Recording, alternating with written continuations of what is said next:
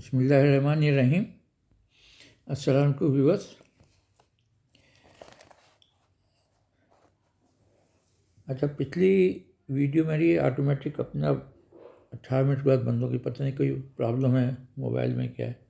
इससे पहले 30 मिनट्स पे बंद हो रही थी कल, अभी अचानक वो 18 पे बंद हो गई। चलें फिर उसको वहीं से कंटिन्यू करते हैं। अच्छा, मैं आप लोगों को ये दिखा रहा था।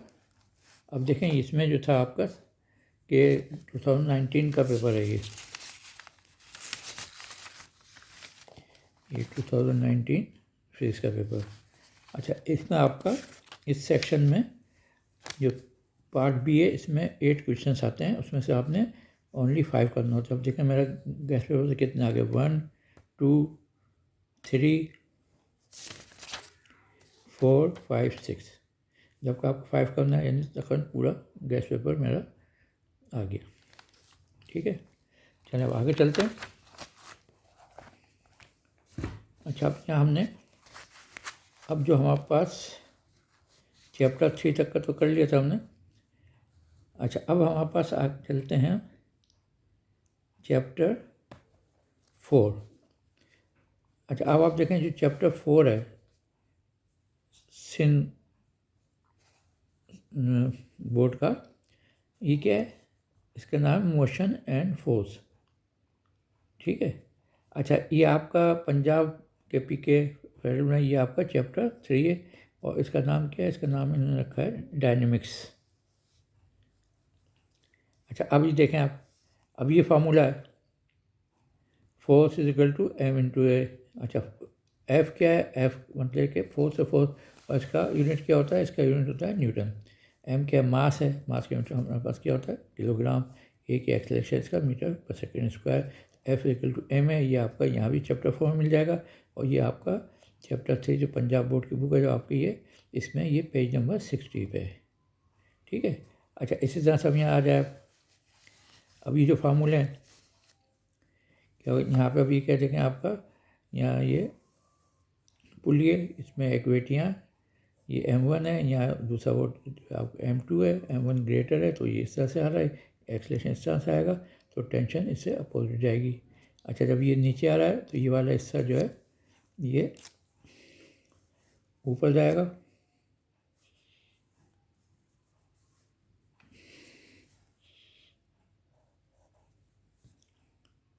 ये, और यहाँ टेंशन आपका, टेंशन डायरेक्शन भी यही होगी, ये होगा m2g। ये जाएगा इधर बात है, ऊपर की तरफ जाएगा। ठीक है, तो ये टेंशन आपकी इधर आएगी, और ये आपका एक्सलेशन है। अच्छा, अब यहाँ आपके क्या है, यहाँ पे आपको first law, second law, third law motion है, इनकी डेरिवेशन हमें करनी है। सही है। अच्छा, उस यानी first law, second law, third law हो गया आपका। अच्छा, अब यही चीज़ आपके उसमें डायनेमिक्स चैप्टर में। अच्छा, फिर ये देखें आप, अब इसमें एक्सलेशन निकालने का ये फार्मूला है आपका, इसमें टेंशन निकालने का ये फार्मूला है, ये आपका पेज 65 में आपकी बुक के अंदर है। अच्छा, ये मोमेंट क्या, मोमेंटम, मोमेंटम क्या होता है, मास इंटू वेलोसिटी, ये मोमेंटम का फार्मूला है, ये आपकी बुक में पेज नंबर 59 में मौजूद है। अच्छा अच्छा, ये यहाँ ये देखें, अब ये क्या, ये आपका फ्रिक्शन है। अच्छा, फ्रिक्शन में क्या होता है देखें, अब फ्रिक्शन मैं आपको थोड़ा सा रफली आइडिया भी दे रहा हूँ कि अब यहाँ पे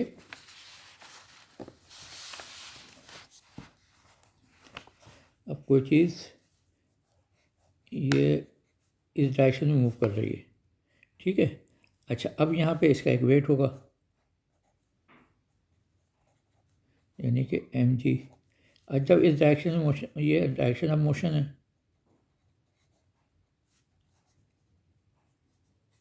तो फ्रिक्शन फोर्स इस डायरेक्शन में आएगी, अपोजिट। इसको हम कह देते हैं Fs। ठीक है। अच्छा, अब इसके according to third law of motion, Newton third law of motion, अब यहाँ एक अपोजिट फोर्स रिएक्ट करेगी, जिसको हम कहते हैं नॉर्मल फोर्स, नॉर्मल फोर्स। ठीक है। अच्छा, इसको एन कहते हैं, जो भी कहते हैं, normal force.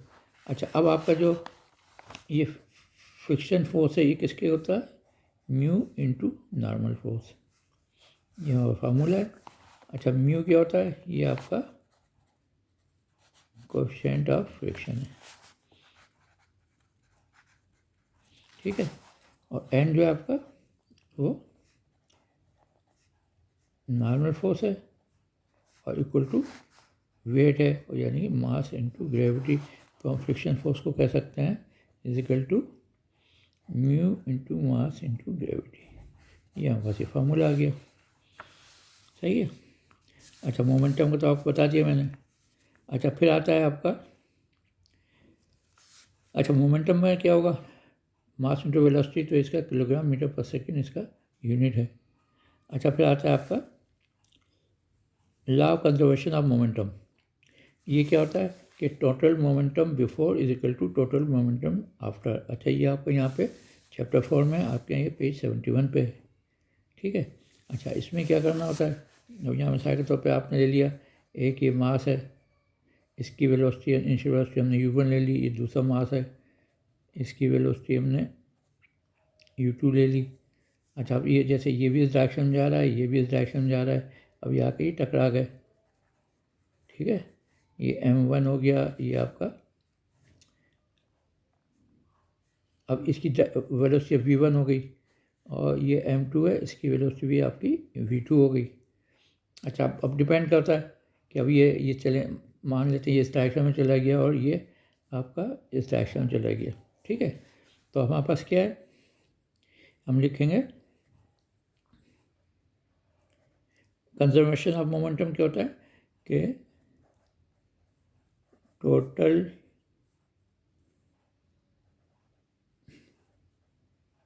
Momentum before collision is equal to total momentum after collision, ठीक है। अब देखें यहाँ पहले क्या था आपका m1 u1 था, एक ही डायरेक्शन में जा रहे हैं, प्लस आ जाएगा m2 u2। अच्छा आप टकराने के बाद क्या हुआ, मास आपका वही रहेगा। अच्छा अब यहाँ देखें ये आपका m1 है, अब ये अपोजिट डायरेक्शन में जा रहा है, तो ये डायरेक्शन अगर हमारे प्लस चल रही थी, अभी डायरेक्शन क्या हो गई, ये अब निगेटिव हो गई, तो हम यहाँ निगेटिव डाल देंगे, निगेटिव m1 v1, और ये उसी डायरेक्शन में जा रहा है, तो ये हम m2 और v2 डाल देंगे। अब ये आपकी इक्वेशन आ गई। अब इसमें आपको कितनी चीज़ें, दो वेलोसिटी दो मास हैं, चार चीज़ें, तो 4 आपके पास अननोन है, तो इसमें आपको 3 वैल्यूज़ दी होंगी और हम 4th निकाल लेंगे, ठीक है। अच्छा अब इसी तरह से आपका ये सेंटीमीटर फोर्स जो है, ये आपका उसमें मौजूद है, यहाँ का ये आपका चैप्टर 7 में दिया हुआ सिन बोर्ड में, सेंटीमीटर फोर्स जो है वो चैप्टर 7 सिन बोर्ड में दिया हुआ है।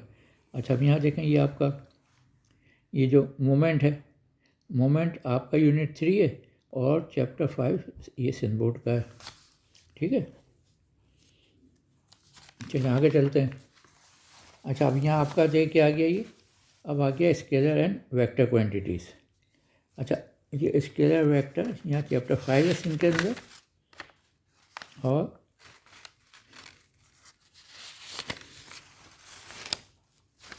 अच्छा देखते हैं आने की आपका,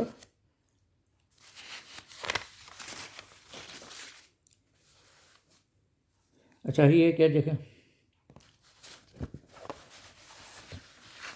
अब ये आपका स्केलर तो बता दिया था आपको, पहले बता चुके हैं। अच्छा अब यहाँ क्या है हमारे पास, ये एडिशन ऑफ वेक्टर्स के, अब वेक्टर्स हैं इन्हें में ऐड करना है।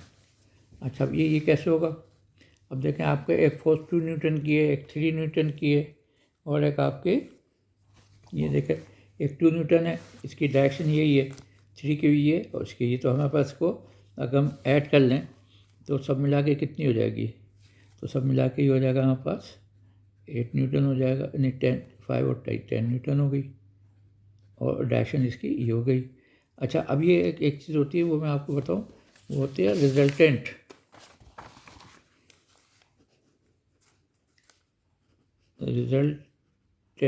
फोर्स। अच्छा, रिजल्टेंट फोर्स क्या होती है? Is single force having same effects if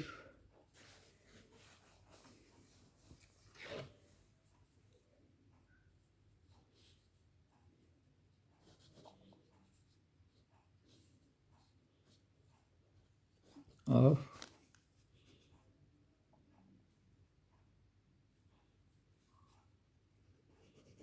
all forces। यानी अब देखें यहाँ पर ये जो है आपका ये जो लगा तो हमारे पास क्या है, ये 10 न्यूटन की फोर्स आई। तो अब इसके बजाय हम एक सिंगल फोर्स लगा रहे हैं 10 न्यूटन की, तो ये जो है ये रिजल्टेंट फोर्स कहलाएगी हमारी। कि ये 3 को हटा के हम जो एक सिंगल फोर्स लगा देंगे ये हमारी रिजल्टेंट फोर्स होती है। सही है।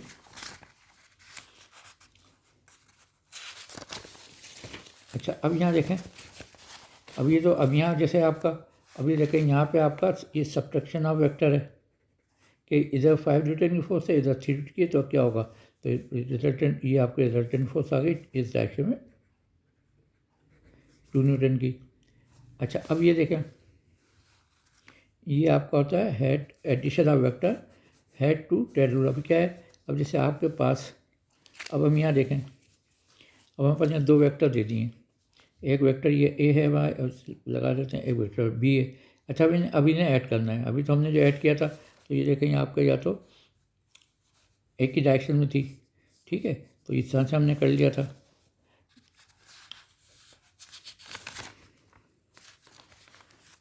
अच्छा, अब लेकिन यहाँ फोर्सेज जो है ना आपकी के ये इस तरह से हैं, ये आपका वेक्टर ए एक फोर्स, ये वेक्टर बी है। तो अब इन फोर्सेज को हम कैसे ऐड करेंगे? अच्छा, इसके लिए एक और है कि आपका vectors can be shifted parallel, तो हम इसको शिफ्ट कर सकते हैं पैरेलल में वेक्टर्स। जैसे ए है तो इसको ए को हम यहाँ शिफ्ट कर सकते हैं उसी डायरेक्शन के साथ, ये बी है इसको बी हम ये कर सकते हैं, ठीक है। अच्छा, हमें कहा है कि हमें इसको ये आपको ए बी दिया हुआ है और ये ए और है आपका ये बी है। अच्छा, हम कह रहे हैं इसका रिजल्टेंट निकालें हम, यानी सिंगल, तो क्या करेंगे हम, ये हेड टू टेल रूल है, यानी कि एक हमारे पास ये फोर्स है, एक ही समझ लें A1 है और ये B1 है, तो हम इसको पैरेललोग्राम कंप्लीट करके और हमें निकालना क्या है, A प्लस B निकालना है हमें, रिजल्टेंट जो फोर्स आएगी, तो ये A आ गया। अच्छा, अब ये पहले वालों को ऐसे रखते हैं और दूसरे वालों शिफ्ट, ये B है तो B हमने पैरेलल शिफ्ट कर दी, ठीक है। अच्छा, अब ये देखें फर्स्ट की टेल है, अब ये देखें ये जो होता है ये पहला, ये आपका ये टेल है यानी स्टार्टिंग पॉइंट, और ये हेड है यानी एंड पॉइंट, ठीक है। तो आपने फर्स्ट की टेल लास्ट के हेड से मिला देना है, तो ये आपका ये रिजल्टेंट वेक्टर आ गया। सही है। अच्छा, इसी तरह से हमने अब यहाँ करना है, हमसे क्या हमने ए माइनस बी फाइंड करना है। अभी आपका ये ए है, ठीक है, और ये हमारे पास बी है। अच्छा, आप देखें ए को तो हमने ऐसे ही रखना है उसी डायरेक्शन में, क्योंकि ये प्लस है तो हमने वैसे रखना है। अच्छा, बी माइनस में तो अब देखें बी की डायरेक्शन हमारी ये है, तो ये हम इसका बना देंगे, ये बी की प्लस डायरेक्शन है तो इसका मतलब ये बी की डायरेक्शन क्या होगा हमारे पास माइनस बी।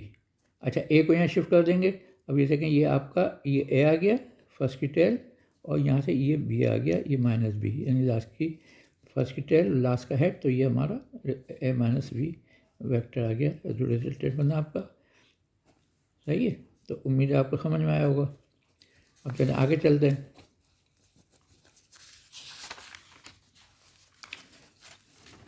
अच्छा, अभी आपका चैप्टर 4 ये आपका हो गया। अब हम चलते हैं और आगे। अच्छा, अब ये देखें आपका जो है, अच्छा अब यहाँ ये देखिए ये आपका स्केलर एंड वेक्टर चैप्टर है सिन बोर्ड का।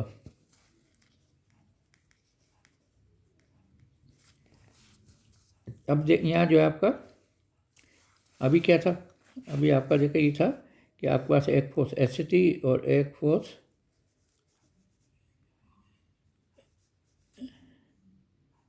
ऐसी थी और हमने ये रिजल्टेंट निकाल लिया था। ये आपका ए था और ये आपका ये बी वेक्टर, ठीक है।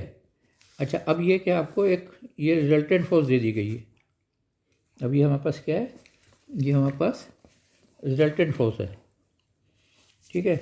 अच्छा, अब ये जो रिजल्टेंट फोर्स है इसको हमने सॉल्व करना है। ये फोर्स गिवन है हमारे पास और फॉर्मूला आपको दे दिया 15 न्यूटन, ठीक है। और एंगल दे दिया आपको, कुछ भी एंगल दे देते, चलिए हम फिलहाल थीटा ले लेते हैं। अच्छा, आप बनाएंगे कैसे, मतलब अगर बनाएं, अभी हम चलें कैलकुलेट करते हैं। यहाँ से आप परपेंडिकुलर ड्रॉ करें, ठीक है। तो इसका मतलब कि ये हमारे पास आ गया एफ एक्स और ये हमारे पास ये समझ लें आपका एफ वाई हो गया और ये हमारा एफ एक्स आ गया और ये एफ वाई आ गया, ठीक है। अच्छा, अब ये देखें राइट एंगल ट्रायंगल बन गई, तो ये हमारे पास आ गया हाइपोटेन्यूज, ये एंगल के सामने ये परपेंडिकुलर आ गया और ये हमारे पास बेस आ गया। अच्छा, अब देखें यहाँ क्या है हमारे पास, टेंजेंट थीटा क्या होता है, टेंजेंट थीटा होता है आपका परपेंडिकुलर अपॉन बेस। परपेंडिकुलर क्या है आपका एफ वाई, बेस क्या है आपका एफ एक्स, ठीक है। तो नहीं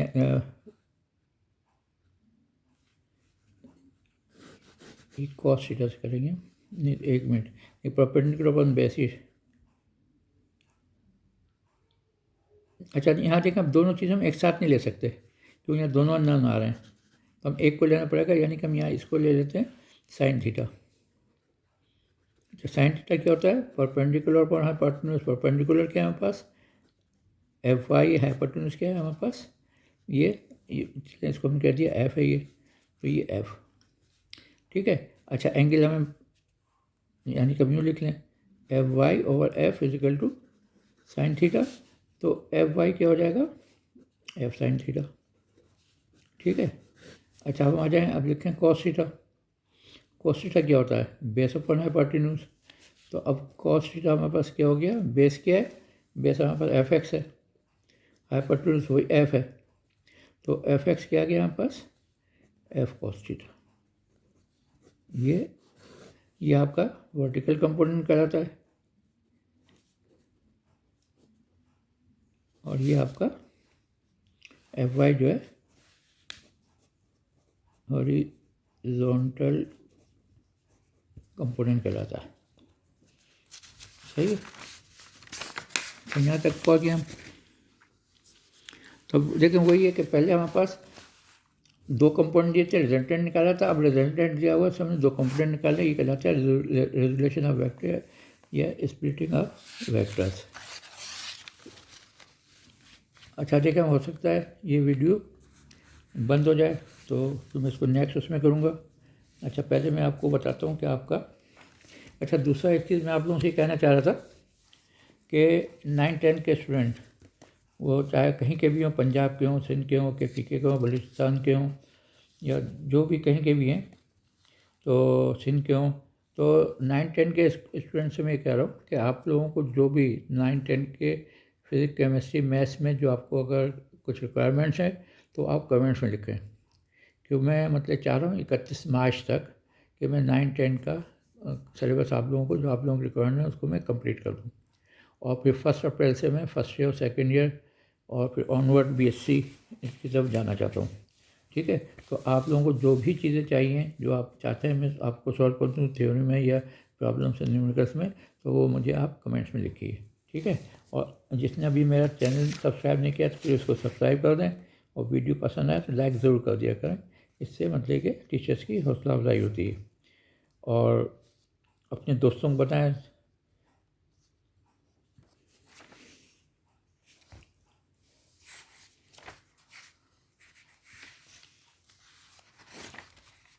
अच्छा, अब वो मैं आपको चाह रहा था वेक्टर का दिखाऊँ, कहाँ पे आपका वेक्टर,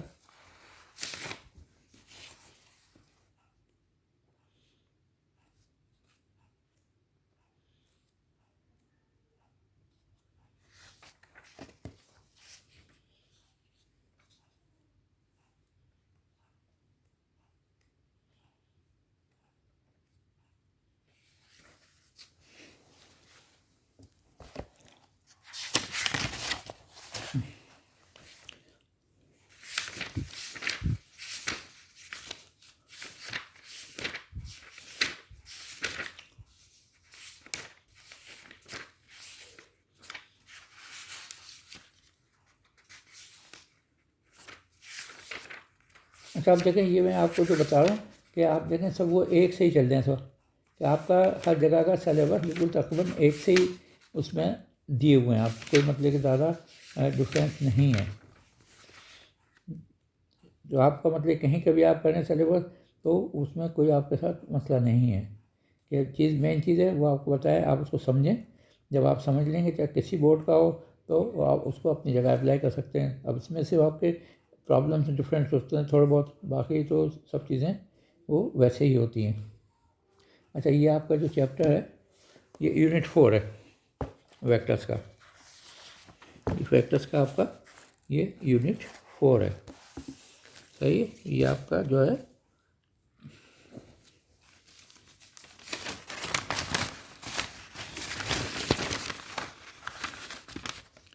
ये यूनिट 4 है आपका, पंजाब सिंध और बलूचिस्तान के पीके वगैरह का, सही है। तो चलो हम लोग यहाँ तक तो पहुँच गए। अच्छा अब आ जाते हैं हम, ये चैप्टर 5 सिंध का था, आपका यूनिट 4 है। अच्छा जब आगे चलते हैं, लेकिन जब तक कि ये ख़त्म नहीं हो रही मैं आपको बताते रहता हूँ। अच्छा अब आपका चैप्टर 6 जो है सिंध बोर्ड का, ये इक्विलिब्रियम के नाम से, और आपके पंजाब में ये यूनिट 5 है ग्रेविटेशन के नाम से, पंजाब और फेडरल के पी के वगैरह में। अच्छा अब यहाँ देखें क्या है, ये आपका मतलब दो फोर्सेस हैं, तो ये लाइक फोर्सेस कहलाती हैं।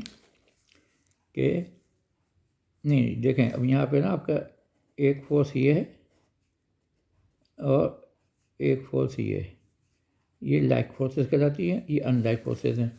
अच्छा अब देखें इससे क्या होता है, अब इससे देखें इस तरह की जो फोर्सेस होती हैं ये क्या कपल कहलाती हैं। A pair of equal parallel and unlike forces having different line of action is called couple. अब देखें ये नीचे की तरफ जा रही है और ये ऊपर की तरफ जा रही है, तो इसका मतलब क्या है कि अब मिसाल तौर पर मेरे पास ये देखें, अब इसको हम यहाँ से ऊपर से ऐसे लगा रहे हैं और यहाँ से नीचे से हम इसको लगा रहे हैं, तो क्या होगा, तो ये जो आपका ये चीज़ रोटेट करेगी, तो कपल जो है वो रोटेशन फॉर्म करती है। अब जैसे ये क्या है, ये आपका देखें एंटी क्लॉकवाइज मूवमेंट बन रहा है आपका, ठीक है। तो ये मूवमेंट कौन सा बन रहा है हमारा, ये बन रहा है आपका एंटी क्लॉकवाइज, सही है। अच्छा मूवमेंट क्या होता है, अच्छा मूवमेंट जो होता है हमारे पास फोर्स इनटू परपेंडिकुलर डिस्टेंस। अब मिसाल तो यहाँ पे आपकी दीवार है, ये एक आपकी रॉड लगी हुई है, यहाँ आपने फोर्स अप्लाई की 20 न्यूटन की, और यहाँ से डिस्टेंस जो है, अब देखें ये आपका फोर्स का लाइन ऑफ है, और यहाँ से जहाँ से मूवमेंट ले रहे हैं मिसाल तो ए पे, तो ए से यहाँ परपेंडिकुलर करेंगे तो ये परपेंडिकुलर डिस्टेंस हो गया, तो मोमेंट क्या हो जाएगा 20 × 2 या 42 न्यूटन मीटर, ये हमारे पास मोमेंट आ गया, ठीक है। अच्छा अब यहाँ पे दूसरा है कि आपका इक्विलिब्रियम। अच्छा इक्विलिब्रियम क्या चीज़ होती है, इक्विलिब्रियम आपके देखें अभी एक आपका पेन रखा हुआ है, तो ये पेन देखें मूव नहीं कर रहा है। जब ये पेन मूव नहीं कर रहा है तो इसका मतलब क्या है, इसका मतलब इसमें तमाम फोर्सेस जो एक्स डायरेक्शन में हो या वाई डायरेक्शन में हो या जी डायरेक्शन में हो, तो सबका सम क्या है, सबका सम ज़ीरो है। तो ये फर्स्ट इक्वेशन ऑफ इक्विलिब्रियम है कि सम ऑफ फोर्सेस ज़ीरो होना चाहिए, ठीक है। अच्छा अब यहाँ देखें आप, अब जैसे ये बनाया, ये आपका ये एक्स एक्सिस है, ये आपका वाई एक्सिस है। अच्छा अब आपका एक एक्सिस ये है, ठीक है, ये जी एक्सिस हो गया, और ये सब देखें एक दूसरे से 90 पे होते हैं। अब जैसे अब खास तौर पर आप छत पे देखें तो आपको तीनों एक्सिस नज़र आएंगे, ठीक है। इस सब हर उस पर जितनी फोर्सेस इस डायरेक्शन में है उनका सम क्या होना चाहिए, ज़ीरो होना चाहिए, ऐड करें हम। इस तरह जो इस डायरेक्शन में वाई डायरेक्शन में उनका सम भी ज़ीरो होना चाहिए। इस तरह जो जेड डायरेक्शन में फोर्सेस है उनका सम भी ज़ीरो होना चाहिए। ये फर्स्ट कंडीशन ऑफ इक्विलिब्रियम है, वरना वो चीज़ मूव करेगी। जहाँ की फोर्स कम हो गया मिसाल तौर पर ये फोर्स कम है तो वो कहीं ना कहीं किसी डायरेक्शन मूव करेगी। तो कंडीशन इक्विलिब्रियम की ये फर्स्ट क्या है कि आपका तमाम फोर्सेस का सम ज़ीरो होना चाहिए। अच्छा दूसरी कंडीशन क्या है, देखें दूसरी कंडीशन आपकी ये है कि सम ऑफ मोमेंट भी ज़ीरो होना चाहिए। अच्छा सम ऑफ मोमेंट का मतलब है अगर देखें हम ये है कि अगर यहाँ पे एक मोमेंट इस तरह से है, ठीक है, ये ज़्यादा है, दूसरे हिस्सा से कम है, बट ये चीज़ रोटेट करेगी, ठीक है। तो इसका मतलब क्या हुआ, सेकंड कंडीशन क्या है, clockwise moment is equal to anti clockwise moment. ये कहते हैं सम ऑफ क्लॉकवाइज मोमेंट, कहते हैं सम ऑफ क्लॉकवाइज मोमेंट्स, ये सम का साइन होता है सम ऑफ एंटी क्लॉकवाइज मोमेंट। अच्छा आप देखें यहाँ जैसे हम यहाँ पे लें टेकिंग मोमेंट हमें किसी पॉइंट पे लेना पड़ता है, टेकिंग मोमेंट एट ए। अब देखिए सब चीज़ साथ इसलिए बता रहा हूँ कि आप लोग कुछ सब चीज़ें आती होंगी क्योंकि सेमेस्टर तो ख़त्म हो रहा है तो आपको पता है, इसलिए मैं इसलिए डायरेक्ट कर रहा हूँ। अच्छा, टार्क या मोमेंट ये एक ही चीज़ होती है। अच्छा, अब देखें हम ए पे मोमेंट ले रहे हैं। अब ये देखें आपने ए तक आना है तो ए तक F1 से हम कैसे आएंगे? अब देखिए F1 से हम यहाँ तक इस तरह से आएंगे ये, ठीक है। तो अभी कौन सा हो गया? ये आपका एंटी क्लॉकवाइज हो गया।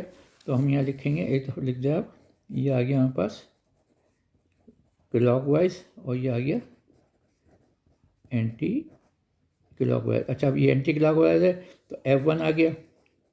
अच्छा, अभी देखें यहाँ से यहाँ तक डिस्टेंस जो है ये ज़्यादातर ये हमने कह दिया ये D1 है, ठीक है। तो F1 इंटू D1। अच्छा, अब आप आ जाए इस फोर्स पे। अब ये फोर्स देखें ये क्या है? ये आपका जो है F2, नहीं देखिए ये क्लॉक वाइज है, क्लॉक किस तरह चलती है, क्लॉक वाइज है। तो ये हमारे पास इसको चलना पड़ेगा F1 इंटू D1, ठीक है। अच्छा, F2 आ गया। आप देखें ये हम, अच्छा वहीं तक जाना है हमें फिर। तो ये क्या हो गया? ये आपका अब ये एंटी क्लॉकवाइज हो गया। तो ये इधर आएगा F2 और इंटू ये डिस्टेंस हम ले लें D2, यानी कि यहाँ से ये डिस्टेंस जो है आपका ये हमारा D2 आ गया। अच्छा, फिर आपके पास ये एक फोर्स आ गई। अच्छा, अब ये फोर्स देखें यूँ घूम के यूँ तो नहीं जाएगी ना, ये ऐसे जाएगी। तो अब ये कौन सी हो गई? ये भी आपकी एंटी क्लॉकवाइज हो गई। तो ये आ गया F3 इंटू D3। तो अब यहाँ से ये डिस्टेंस यहाँ से यहाँ तक का ये D3 ले लिया हमने। अच्छा, अब आपका वेट आ गया। अब देखें वेट जो है आपका यूँ तो नहीं जाएगा, लंबा पाथ क्यों लेगा, वो इस तरह से जाएगा। तो ये कहाँ तक जाएगा? ये मतलब आपका यहाँ ए तक। तो ये ए तक, अब इसको हमने कह दिया डी कह देते हैं। तो आपका ये क्या आ जाएगा? ये कौन सा हो गया? देखें ये हो गया आपका फिर क्लॉकवाइज।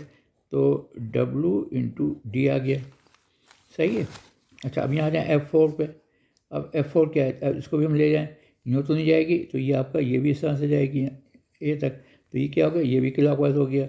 अब यहाँ से डिस्टेंस हम ये ले लेते हैं D4। तो ये क्लॉकवाइज है तो यहाँ आ जाएगा प्लस F4 और D4। अच्छा, अब ये जो F5 है, F5 देखें ये भी ये आपका ए तक इस तरह से जाएगी। तो ये एंटी क्लॉकवाइज हो गया। तो यहाँ आ गया प्लस F5 इंटू D5, ठीक है। अच्छा, अब यहाँ देखें, अब ये डिस्टेंस जहाँ हमने पीरियड लेते हैं या जहाँ मोमेंट लेते हैं पीरियड कहलाता है, ये आपका यहाँ से ये आ गया D5, ठीक है। अच्छा, अब इसमें आपको कोई चीज़ जो अननोन होगी वो हम इससे फाइंड आउट कर लेते हैं। अच्छा, अब ये आपका चैप्टर 7 आ गया। अच्छा, चैप्टर 7 जो है ये सिंध बोर्ड का है आपका, और पंजाब बोर्ड में यूनिट 5 है ग्रेविटेशन के नाम से। इसमें और सिंध बोर्ड में क्या, सर्कुलर मोशन एंड ग्रेविटेशन। अच्छा, अब इसमें देखें ये आपको एक फार्मूला होता है हमारे पास। हम यहाँ क्या है देखें, ये इस तरह से है कि हमारे पास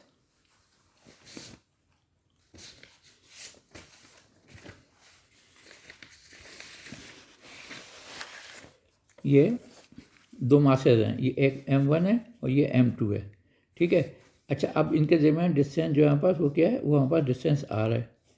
अच्छा, अब ये फोर्सेस दो हो सकती हैं कि ये आपकी ये कौन सी हैं, ये मतलब फोर्स ऑफ अट्रैक्शन है, ठीक है।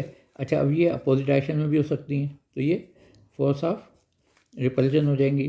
तो जो भी फोर्स ऑफ अट्रैक्शन या रिपल्जन जो भी है, तो वो जो डायरेक्टली प्रोपोर्शनल होती है किसके, दोनों के मासेस के, यानी कि M1 इंटू M2 के, ठीक है। और ये फोर्स जो है इन्वर्सली प्रोपोर्शनल होती है या आर डिस्टेंस स्क्वायर के। अच्छा, अब इन दोनों को हम डायरेक्ट कंबाइन कर लें तो F क्या हो गया, proportional to M1 M2 divide by R square. अच्छा, अब जब ये प्रोपोर्शन होता है, जब उसको यहाँ इक्वल साइन करते हैं तो हमें कांस्टेंट लाना पड़ता है। यहाँ हम कांस्टेंट जी लिया है, ठीक है। अब जी क्या है आपका, ये यूनिवर्सल कांस्टेंट है, इसकी वैल्यू ये आपको याद होनी चाहिए। तो इस तरह ये इसकी डेरिवेशन हो गई, ठीक है। अच्छा, अब आ जाएं, अब यहाँ देखें, अब यहाँ कुछ चीज़ ये एंटी क्लॉकवाइज डायरेक्शन मूव कर रही है। तो अब ये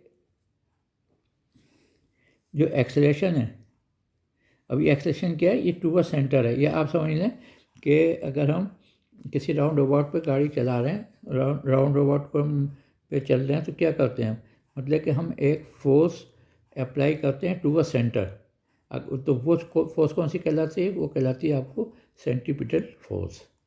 ठीक है, तो अगर आप मतलब कि हम अगर ये हमारा राउंड अबाउट है, ठीक है, ये हमारी गाड़ी है, तो इसको हम मतलब क्या करेंगे, हम चाहेंगे इस डायरेक्शन में इसको हम करते जाएंगे, मूव करते जाएंगे। ठीक है, तो ये इसको मतलब कि सेंट्रीपिटल फोर्स क्या है?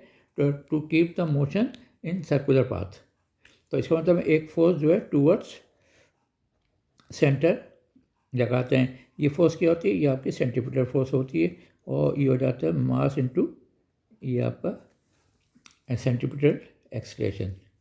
अच्छा, सेंट्रीपिटल एक्सलेशन क्या है? The change of velocity on the circumference of circle is called centripetal acceleration. It is denoted by A C. ठीक है, अच्छा, ये वी जो है, अब ये हमारी टेंजेंशियल हुआ है। वी जो है आपका टेंजेंशियल वेलोसिटी। ठीक है, अब चलें, अब आ गए हम लोग चैप्टर 8 पे। ये चैप्टर 8 है आपका सिंध बोर्ड का, वर्क, पावर एंड एनर्जी, और पंजाब बोर्ड में या केपी के बोर्ड में जो है आपका ये वर्क एंड एनर्जी के नाम से। अच्छा, अब देखें क्या है आपका पास, अब एक होता है आपके पास मैकेनिकल एनर्जी। अच्छा, मैकेनिकल एनर्जी और वर्क डन एक ही चीज़ है। ठीक है, अब ये किसके इक्वल होता है? Force into distance in direction of force. अब देखें यहाँ पे हमारे पास एक फोर्स है, और अब ये यहाँ से हम इसको यहाँ लाना चाह रहे हैं बी तक।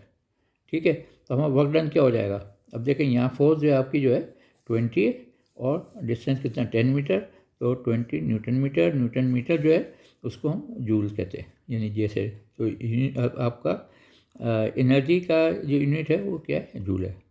ठीक है, अच्छा, अब देखें, अगर तो हमने जहाँ फोर्स है उसी डायरेक्शन में हमने लेके आना है। सही है। अच्छा, अब मिसाल के तौर पर कि अगर यहाँ पे हम लें, अब ये जो है, अब यहाँ पे ये हमने एक कोई चीज़ है, ठीक है, इस डायरेक्शन में फोर्स लगाई हुई है हमने ऊपर। ठीक है, और इसको हम, ये आपका ए है और ये आपका बी है, तो हम पहले यहाँ से ये यहाँ पे पहुँच गए। ठीक है, इसका मतलब इस तरह से ये एक चीज़ है, ये पेन है। ठीक है, या इसको ऐसा करते हैं, ये ले लेते हैं, ये देखें, अब ये जो चीज़ है, तो इसको हम ऐसे लेके जा रहे हैं इस तरह से कि अब देखिए, जो हम मूव कर रहे हैं, तो मूव क्या कर रहे हैं? मूव हम कर रहे हैं आपका हॉरिजॉन्टल, और फोर्स लगा रहे हैं वर्टिकल। ठीक है, तो इसका मतलब है यहाँ पे आपका क्या हो जाएगा? तो यहाँ ये आपका मतलब कि वर्क डन होगा नहीं, वर्क डन ज़ीरो होगा। तो जिस डायरेक्शन में फोर्स है, तो अगर इसको हम इसी डायरेक्शन में ऊपर ले जाएं, तो फिर ये वर्क डन होगा। यहाँ से अगर इसको हम ऐसे उठा के ले जाएंगे तो वर्क डन नहीं होगा। तो वर्क डन क्या होता है हमारे पास? Force and into distance in direction of force. ठीक है, अच्छा, अब हमारे पास आ गया अब काइनेटिक एनर्जी। अच्छा, काइनेटिक एनर्जी क्या होती है? वो एनर्जी होती है, kinetic energy is due to motion. कोई चीज़ मूव कर रही है तो हमारे काइनेटिक एनर्जी आ जाती है। अब आपको यहाँ एक मास दे दिया, एक वेलोसिटी दे दी, तो काइनेटिक एनर्जी का फार्मूला क्या है? ½ mv²। अच्छा, अब आपने यहाँ पे सब में एसआई यूनिट का खास तौर पर ख्याल रखना है। तो मास किस में आएगा? केजी में आएगा। वेलोसिटी किस में आएगी? मीटर पर सेकेंड में आएगी। और आपका आंसर एनर्जी जूल में आ जाएगा। अच्छा, अब इसमें कोई चीज़ आपको मिसाल से ग्राम में दी है तो आपको कन्वर्ट करना पड़ेगा, या आपको किलोमीटर पर आवर में दिया है तो उसको आपको कन्वर्ट करना पड़ेगा। तो ये हमें पहले हर सवाल में आपने ख़ास तौर पर इसको ध्यान रखना है। अच्छा, अब इससे आ गई आपकी ये पोटेंशियल एनर्जी। अच्छा, पोटेंशियल एनर्जी क्या होता है? Potential energy is due to position, यानी पोजिशन से होती है। अब मिसाल तो यहाँ एक आपका मास है, इसका मास बॉल है, मास m है, ये हाइट है इसकी h, तो ये ऊपर से नीचे आने में इसकी एनर्जी क्या होगी? उसका फॉर्मूला है mgh। ये मास आ गया आपका केजी में, जी की value 9.8 metre per second square आ जाएगी, हाइट आपकी मीटर में कर देंगे तो पोटेंशियल एनर्जी आ जाएगी। अच्छा, ये एक फार्मूला है आपका चैप्टर 19 में कि